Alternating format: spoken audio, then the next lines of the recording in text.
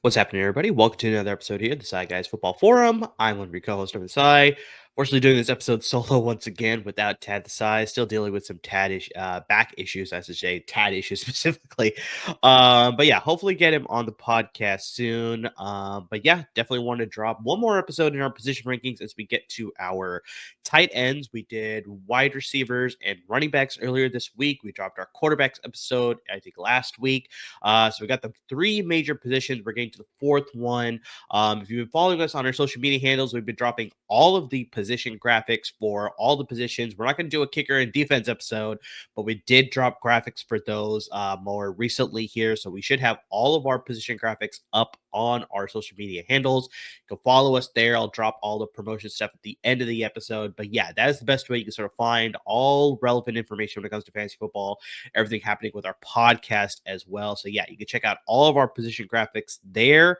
But yeah, we're not going to do a kicker defense episode specifically, but yeah, we want to get the four as far as a position episode with quarterback, receiver, running back, and in today's episode, we're going to be talking about tight ends. And so we talk about this where, the tight end position is always fluctuating year over year. The same top 12 that we have in one year will definitely be drastically different the next year. You'll see some mainstays like your, George Kittles, your Travis Kelce's, Trey McBride has now entered that conversation. Brock Bowers has definitely entered that conversation. But outside of those premier tight ends, everybody else is sort of definitely jockeying for a position as far as how their season fares based on how their team performs, obviously. But just, yeah, it's year over year. There's a big change at the tight end position. So outside of those, elite top level tight ends, everything else is a little bit of a gamble. And so this is where sort of you can find a sort of diamond in the rough based on certain team situations, and new landing spots and, rookies and things along those lines. Tyler Warren is definitely going to be a huge production machine there in Indianapolis. So yeah, that is important as to why, maybe if you miss out on some of those elite tight ends, I think this episode can sort of benefit you as far as later tight ends that you can address so you can fill out the rest of your roster to make sure that you have a strong roster everywhere else, and maybe take a little bit of a chance here at the tight end position with a high upside player, lottery ticket player potentially there. You can also grab a backup who is maybe a safer option or vice versa. So, I mean, yeah, let's sort of get into today's episode. So as usual, going to give you a bust at the position, give you a sleeper at position, then close it out with a bold prediction. So first, let's get to that bust at the position here. Dallas Goedert of the Philadelphia Eagles. Now, look at the Eagles offense. It's definitely one of the more potent ones in the league. And Goddard has been, very productive in that offense. But when it comes to fantasy football, maybe it's sort of a little bit on the other side there. So Goddard's highest finish has been ninth in PPR leagues, which is back in 2021. He finished that season with 56 receptions, 830 receiving yards, and 4 touchdowns. Here's a big one, though. Dealing with a lot of injuries. He's never played in every regular season game since entering the NFL in his rookie year. So his rookie year, he played every single game, but they still had Zach Ertz on the roster as well. So he didn't have to worry about getting too much pressure added onto him, too many touches in the offense. But just, yeah, has not played a full season since his rookie year. Goddard has also never had more than 5 touchdowns in a season in his career, and he's also never had more than 60 receptions either. So, I mean, yeah, this guy is part of the offense, but definitely not the main part of the offense, especially once they acquired AJ Brown and they drafted Devontae Smith. It's like, they sort of float there. And then obviously look at the acquisition, Saquon Barkley in last year's offseason. Now he's becoming a focal point of the offense as well. So it's like, yeah, Dallas Goedert is sort of that complementary piece to everybody else in that Philadelphia offense. Now, look at the offense. Goddard has been third on the team in targets for 3 straight seasons. So he's clearly targeted, but just it hasn't amounted to much for fantasy purposes. Like I said, this sort of passing offense flows through A.J. Brown and Devontae Smith. The addition of Barkley, like I said, really this shifted this offense to lead with him on the ground, running some of that RPO with Jalen Hurts, and then they supplement it with A.J. Brown and Devontae Smith in the passing game. So Goddard is going to be good. Maybe he'll have a few weeks where he sort of gets more targets in a particular game, which leads to more receptions, and he'll possibly score a touchdown there, which will make him a good, tight end for that particular week.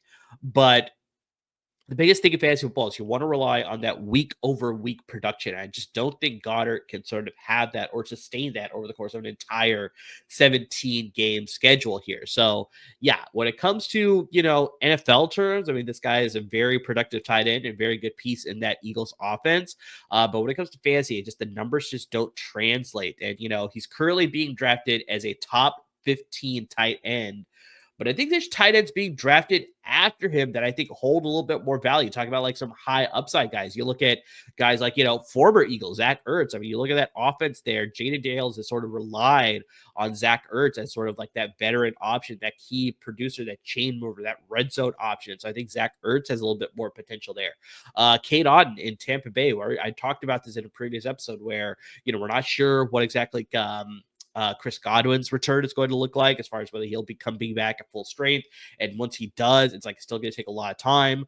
Mike Evans is obviously, a solid producer. They got the emergence of rookie Emeka Ibuka. He's been tearing up in preseason and training camp, so hopefully he can sort of sustain a very good rookie season. Jalen McMillan's been put on the IR dealing with the neck issue.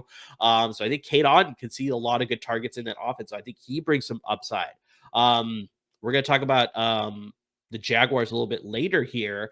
But Brenton Strange with the Jaguars, I think, we saw what Evan Ingram did a couple of years ago with the Jaguars. I think Brenton Strange, they moved on from Ingram. Ingram's now obviously with the Denver Broncos, but it's Strange, I think, can sort of fill into that role and get a lot of targets in the offense opposite of Brian Thomas Jr. And when they sprinkle in Travis Hunter, obviously. So it's outside of that, I don't know who else to trust in that passing offense. So Strange can see a lot of targets. Freiermuth with Aaron Rodgers with the Steelers, I think he's going to see a lot of targets, so that safety valve option, because they have nobody else outside of DK Metcalf. I don't know if I trust any of the other receivers in that offense. And then the biggest one, very boomer bust type of player, but I think I still like his upside higher than Goddard, is Kyle Pitts. I think he's in an offense that with Michael Penix Jr., I think they want to air it out a little bit more. So yeah, Drake London's obviously going to feast, but I think hopefully this is the season where Kyle Pitts really puts it all together outside of his rookie year. It really has a solid season, but even if he doesn't, like I said, I still just like the, if he hits, I like that hit a lot higher compared to the safer ceiling that is Dallas Goedert. So it's I like the potential high risk with Kyle Pitts compared to the low risk with Dallas Goedert. So while he's a good player, like I said, I'm not going to be adding him to my fantasy roster if I see him there. There's other guys. Once I get to that point where it's there's lots of other, gambles and so lottery ticket players, boomer bust players, I'd rather take a chance there and then maybe cushion it with somebody else. So it's Goddard, I think, would be a guy that I want to cushion with a high value player. So it's a high risk player, excuse me, I should say. So it's I draft Goddard with Kyle Pitts, or I'd draft Goddard with, Mike Gesicki with Cincinnati, who's got a chance to possibly flourish in that offense with there's no defense there in Cincinnati. So it's I'd rather do something like that as opposed to only relying on Goddard to be my starting tight end. So yeah, for me, the injuries are concerning. Like I said, he's not a focal point of that passing offense anymore, or ever was, excuse me, I should say. So yeah, for me, I'm not gravitating towards drafting Goddard on any of my fantasy teams this year. Going to the sleeper position, I'm going with Jake Ferguson, sticking in the same division. Jake Ferguson of the Dallas Cowboys. So you look at the Cowboys this offseason, they just added George Pickens through trade. Sort of, you can look at that, be that's a limiting situation there for Ferguson to sort of break out. But I think they'll actually work well together in this offense, because Pickens is going to definitely be a running mate for CeeDee Lamb, and I think he's going to be a deep threat and a chunk game type of receiver as opposed to a consistent chain mover like CeeDee Lamb. So it's I think CeeDee Lamb and Jake Ferguson will function more as those consistent chain movers and reliable targets and critical conversion downs and also scoring chances. And so I also look at the fact that the Cowboys signed Ferguson to an extension in the offseason worth $52 million over the course of 4 years.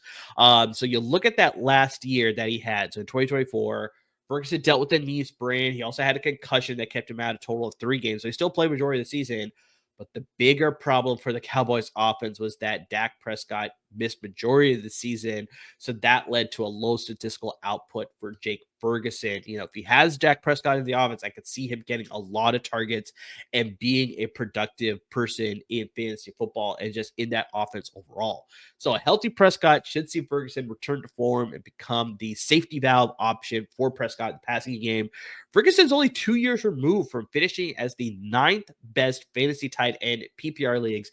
He finished that season with 102 targets, 71 receptions, 761 receiving yards, and 5 touchdowns. So those are types of numbers that I could see being replicated this year with Dak Prescott being healthy, hopefully for the full season. But yeah, the addition of George Pickens, I don't think detracts from what the value is for Jake Ferguson. Like I said, I think they're two different players as far as how they want to operate in this offense. I think Pickens is, like I said, going to be that big home run type of threat. He's going to get you a lot of big yards. Not going to be, like I said, a reception monster like a CeeDee Lamb, excuse me, and a Jake Ferguson. They're going to be the guys that are going to get a lot more targets and more consistent volume compared to a George Pickens. Now, George Pickens will get targeted a lot, but it'll be on some of these more deeper balls. It'll be like, these medium route plays, which will hopefully lead to larger gains. But just the receptions may not always be there for George Pickens, where it's like I rely more on that sort of, good floor as far as receptions for Ferguson as well as CeeDee Lamb. So I think Ferguson, like I said, should see a good chance to have a similar output this coming season. He may see a drop in targets and receptions. Like I said, now you're spreading the ball to a lot more people. But like I said, I think he has a higher chance of touchdowns with more red zone chances coming in 2025.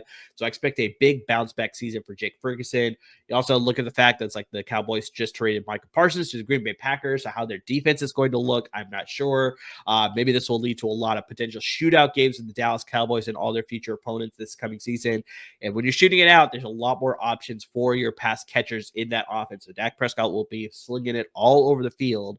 And like I said, Ferguson will definitely benefit because of that. And so, yeah, Ferguson's a guy that's going to go late. We're talking about Goddard earlier. I think Ferguson maybe drafted just a little bit ahead of Goddard, but in case he's still on the board and Goddard's still on the board, Ferguson's 100%. I'm slapping that button to draft him over Goddard for sure. Like I said, I just like the potential more in the Cowboys offense to really air it out a lot more because of the issues that I potentially see with the defense there. But comparing that to the Eagles offense, where it's like I see a lot more consistency with running the ball, and their pass catchers are a little bit more reliable as far as moving the offense compared to Goddard in that offense. So yeah, Ferguson, a guy that's like a guy I could draft very late in my draft, like in the middle rounds, and I'll be very comfortable with starting him each and every week because I like the potential there in that Cowboys air raid offense that is sure to come this year for sure. Shifting over now, let's get to our bold prediction / hot take at the position here. Sort of teased this already. I was going to bring up the Jaguars here. So this is actually a former Jaguar. This is Evan Ingram. And I think Evan Ingram will finish as a top 5 fantasy tight end. So you look at 2 years ago, Ingram finished as the second best tight end in PPR leagues. He racked up a career high in numbers with 114 receptions, almost 1,000 yards with 963 receiving yards. He also scored 4 times, so 4 touchdowns there. But unfortunately, you look at last year, injuries derailed his season. And then you also look at the fact that Brian Thomas Jr. emerged in that offense. And so it's like, that's not too much. But then you look at the trade up that they did for Travis Hunter. So I think that just led to Jacksonville deciding to move in a different direction. So they let him walk. So that's why I said Brenton Strange, I think, can bring in a lot of value very late in your fantasy draft in case you missed on some of those big tight ends. So it's like, that's why I like Brenton Strange. But Ingram now lands in Denver with the Broncos. I think he should be a welcome addition to this Broncos offense because you look at the tight end position for the Broncos over the last handful of years. The last time the Broncos had a tight end that finished in the top 10 in PPR leagues was Noah Fant back in 2020. So, I mean, it has been some time that the Broncos can sort of rely on their tight end as far as being a producer in that offense. And 100% it has been a while for fantasy managers to rely on the Broncos at the tight end position to realize who could be a very productive piece for my fantasy roster. But yeah, you obviously look at Sean Payton's offense in New Orleans. Obviously now here at Denver, very dynamic with Jimmy Graham in it. So he was just a big producer. He brought size. He brought speed in the middle of the field, and he also just brought a bigger target to split outside to become a mismatch just all over the field. Ingram brings a very similar play style that I think Graham brought to Payne's offense. It should be an added weapon for young quarterback Bo Nix. Obviously, I think you look at the Denver offense and the passing offense specifically. Cortland Sutton's going to be the main target on the outside, but behind him is a little bit of a rotating situation as far as who will be the most consistent. We know about Marvin Mims, but he's dealing with an injury to start the season. Will he be able to start out hot? They drafted Pat Bryant out of Illinois recently, so it's like, is he going to emerge as a second option? We thought Devon Bailey, who was a big producer for some reason last year in Sean Payton's offense, they shipped him off to New Orleans. So it's like, who's going to be that guy that steps up on the opposite of Cortland Sutton in this passing offense now that they can rely on? So it's like, you look at Ingram, he's a veteran in the league. I think he could be a dependable piece of this offense that will build chemistry with Nix quickly. I think you look at his time at Oregon, talking about Bo Nix here, I think he relied on those 12 tight ends, those 12 personnel sets, were usually those two tight ends. And so like having that situation here where it's like now you can rely on the tight end a little bit more. I think this is a good situation for Nix to sort of continue his upward trajectory as far as being a good quarterback and the franchise quarterback for the Denver Broncos. And so you look at Peyton's passing offense, I think Ingram might see a great deal of looks, especially in the red zone, where his athleticism and his size present matchup problems. Very similar, like I said, comparing that to Jimmy Graham back in the day. Taking snaps as a slot receiver or a wide receiver guarantees that he stays on the field and passing downs and increases his value. And I think just the biggest thing when it comes to fantasy players and fantasy managers, it's always good to get players that have a reliable floor with potential for big explosive scoring weeks. I think that's exactly what we're going to see with Evan Ingram. I think he's going to be a consistent part of that passing offense opposite of Cortland Sutton. I think he's really going to build a chemistry with Bo Nix pretty quickly and be a reliable option. So it's like each and every week I can rely on him for like at least 8 fantasy points, I'd like to think, in PPR leagues. But yeah, there could be sort of these offset weeks where it's like, he'll score twice in a game and really just shoot up as far as his fantasy production for that week and get you possibly close to 20 fantasy points. And so I was like, when you have that reliable floor at a position, any position, for tight end specifically, though, this is very handy to have. I think if you have that reliable floor, but then you could also couple that with a couple explosive weeks, hopefully not just couple, maybe like, a handful, like, 5 or 6 of them, then obviously you enter the conversation of him being a premier fantasy tight end when it comes to this year. And so, yeah, Evan Ingram is a guy, lands in the perfect situation in Denver. I like him to have just very consistent production with the Denver Broncos. And yeah, like I said, for me, that screams to me that he's going to finish in the top 5. Now, he's being drafted around as far as like tight end 7 right now that I'm seeing. So it's like, yeah, he's sort of being drafted in that area. So I think it's not too much of a stretch to say that he'll finish the top 5 tight end. But in case you're playing in a league where people value some other tight ends just a little bit higher and he goes a little bit further, yeah, I really think just Evan Ingram has that potential to finish as a top 5 tight end, maybe even top 3 tight end. Like I could even change that a little bit. I think he's really got that value there. But yeah, there's some offenses that rely on their tight end a little bit more. Obviously, you look at Las Vegas with Brock Bowers. You look at Arizona with Trey McBride. San Francisco with all their injuries at the wide receiver room. I think George Kittle's going to have a solid season. So I think because of that, Evan Ingram may slide out the top 3, but I think he'll finish at that 4. Definitely, I think I see him finishing in that 5 spot as well. But it wouldn't surprise me if he goes anywhere a little bit higher in case there's some down weeks for some of those other tight ends. So yeah, top 5 for sure. So yeah, maybe it's not the hottest take compared to some of the other hot takes that I've had in this series so far. But yeah, Evan Ingram, top 5 fantasy tight end. I think that is a lock for sure. That'll close out today's episode. So yeah, as mentioned, we want to close out this series with our quarterback, our running back, wide receiver, and tight end discussion on the podcast here. Want to give you all of that for sure.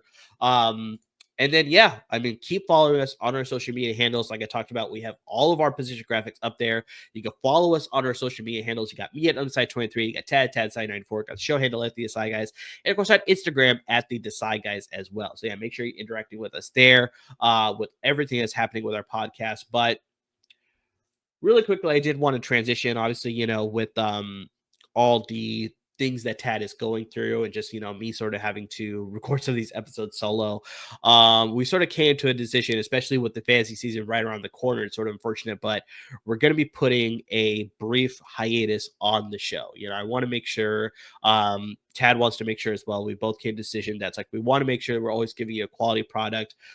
It's, I could do the podcast alone, but I very much enjoy doing it with him. And so it's like, it's hard for me to sort of come in each and every week and sort of carry things for our podcast, where it's like, I prefer to do it with him. It's both of our podcasts equally. And so, yeah, I want to make sure that he's going to be there.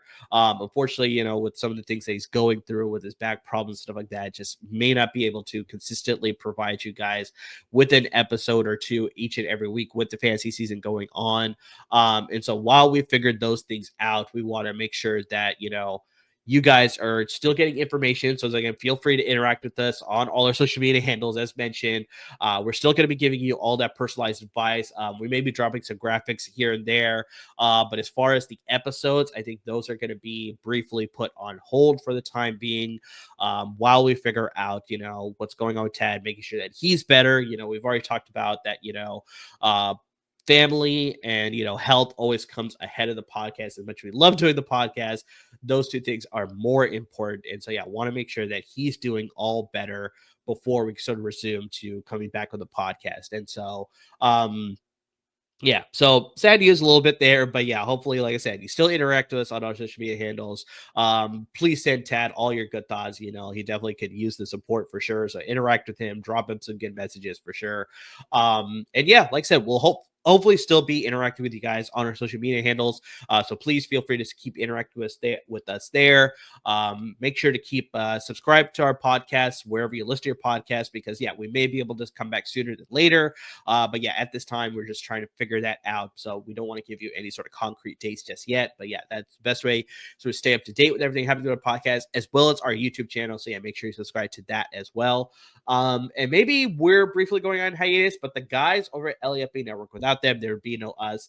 They're going nonstop as the season begins. This weekend, Labor Day weekend, the college football season officially sort of kicks off. I know it kicked off last weekend with the week 0 matchup. So we had a few games. We had that doubling game, obviously. But yeah, now we got the full slate of college football action happening this weekend. So they got you covered with the Bruins and the Trojans with their games happening this weekend. And of course, with the NFL season kicking off next week, less than a week now, as I'm recording here on a Friday. They got you covered with everything happening with the Rams and the Chargers, all of the 53-man cut decisions, how they prepare for their week 1 opponents, anything and everything that comes to both those teams. There got you covered there. And of course, all 4 LA football teams there, with both the pros as well as the college teams. And it's not just football anymore, because, yeah, we're entering the final stretch of the regular season for the MLB season. Then, of course, we got the postseason happening. So they got you covered with Angels and Dodgers coverage as well in the MLB side. And in about a month and a half or so, maybe even a little bit less than that, I'm not exactly sure about the exact timetable there, but we will have NBA action as well. So they'll definitely get you covered once the preseason starts. And, of course, once the regular season starts, with your Clippers and Lakers coverage as well. So they got you covered on all those fronts as well. So all 3 of the big sports, when it comes to the LA sports scene, LAFB Network has got you covered. So make sure you guys subscribing and listening to all that, because there's a lot of great content coming from a lot of great content producers, including a great friend of the podcast, Thaddeus Klein and Chauncey Talese over at LA Podfidential, giving you a lot of great information when it comes to LA sports and pop culture news, all the latest movies and TV shows and wrestling discussion as well. I mean, they got you covered on all fronts there. So it's a really good time with those guys. I made an appearance on their episode more recently talking about some fantasy football stuff. So yeah, turn back and listen to that episode if you want to listen to it. But overall, all their episodes are solid, chock full of so much information. They're really good guys to listen to. Have a lot of fun doing it. So yeah, give them a listen and a follow as well. Wherever you find our podcast, you can find their podcast. But guys, as mentioned, this is just the final episode for a little while. Hopefully we'll come back to you pretty soon. Hopefully sooner than later. I think that's the biggest thing there. But yeah, like I said, biggest thing, just want to make sure that Tad's in the right place to make sure that we could do this podcast the best that we can. And so, yeah, we'll see how that all goes there. But yeah, to everybody who's been supporting us up until now, really appreciate it. Everybody who's interacting with us on social media, who's dropping some YouTube comments, who's watching our YouTube videos, who's subscribing and listening to our podcast, who's supporting LAFB Network. That's a big one too. Just anyway, to everyone that's just supporting the podcast, we can't thank you enough, and we'll hopefully see you guys very soon.